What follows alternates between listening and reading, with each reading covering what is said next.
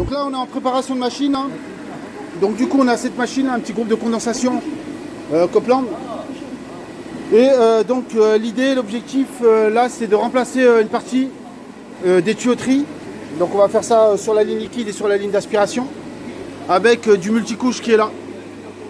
D'accord, de la marque Uflex. Et donc ce sont des raccords à compression.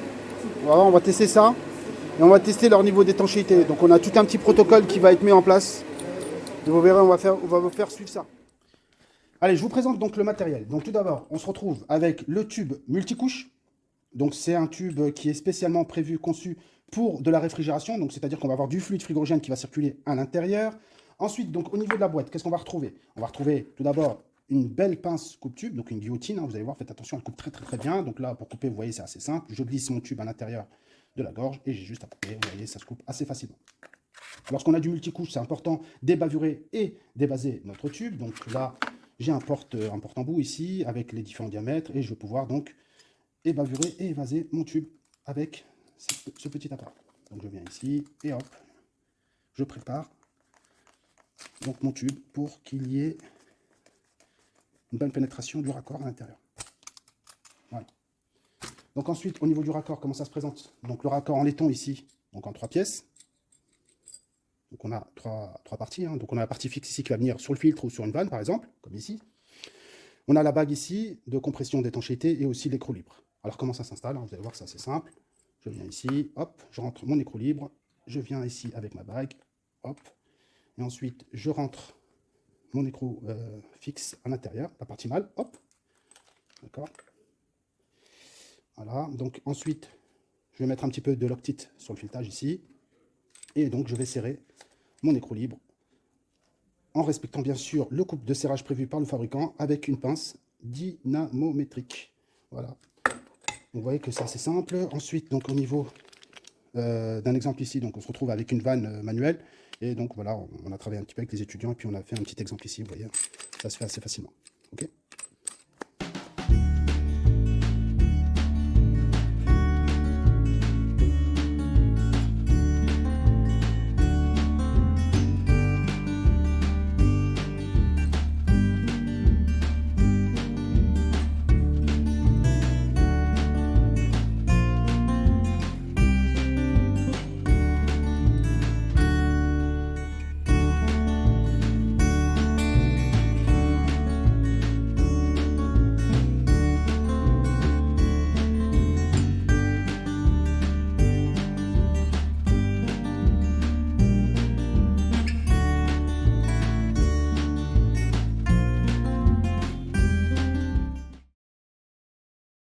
Test de pression à l'azote.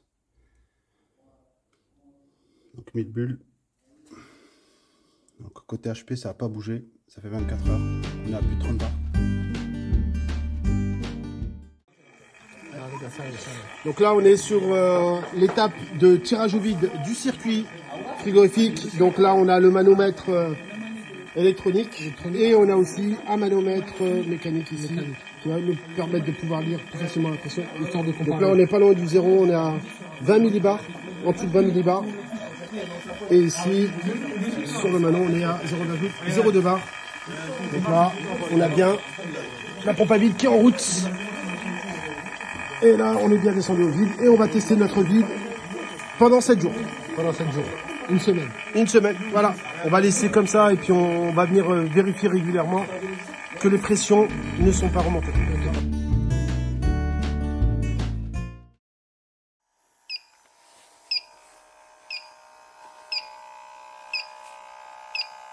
Jour 2 de la charge en fluide frigorigène. Donc là, on a de la pression. Donc les pressions se sont stabilisées, hein, côté HP et BP. Ok. Donc là, il fait à peu près 20 degrés dans le local. Donc là, on voit bien qu'on est à 20 degrés sur du R134A. Donc il n'y a pas d'air qui est rentré dans le circuit. Test des incondensables, donc négatif. Et donc au niveau de la recherche de fuite, donc là sur la tuyauterie BP, c'est étanche, aucun souci. Donc on a 5 bars côté BP au repos et côté HP, On revient ici.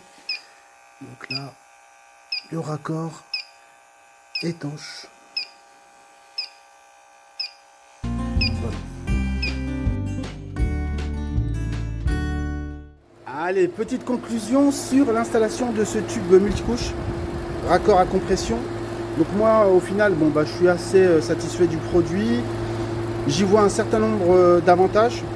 En particulier, donc, au niveau de l'installation, je trouve que ça se fait très facilement, très intuitivement et très rapidement. Donc moi, je l'ai fait avec des élèves de première année, en même pas 2 heures de temps. Donc on a pu réaliser très rapidement ce petit tronçon au niveau de l'aspiration et le tronçon donc, sur la ligne liquide. Ça, c'est le premier avantage. Deuxième avantage, moi je trouve que ça peut être un produit très intéressant lorsqu'on a des grandes longueurs de tuyauterie à tirer. Donc ça, je trouve qu'en termes de mise en œuvre, c'est un gain de temps. Et troisième avantage, moi je le vois assez bien en dépannage. Lorsqu'on a un dépannage rapide à faire, de dernière minute, là on peut très rapidement changer une partie de la tuyauterie. Et donc ça évite toute la manutention du chalumeau, etc. Après, c'est vrai qu'il y a des habitudes quand même qui sont bien ancrées chez les frigoristes en termes de raccordement. Hein. Donc on aime bien braser à l'argent. Mais bon, il y a quelques années, on utilisait assez peu tous les raccords à compression, tous les raccords à sertir. Bon, je vois pas pourquoi en froid on les utiliserait pas. Voilà. Donc moi je pense que c'est un produit qui va être très adapté pour la climatisation en split system, en froid, sur un dépannage assez rapide ou même sur un tronçon qui fait plusieurs mètres. Moi je pense que ça peut être un produit intéressant. Voilà. Allez, à plus. Je vous dis à tout de suite pour la suite. Ciao, ciao.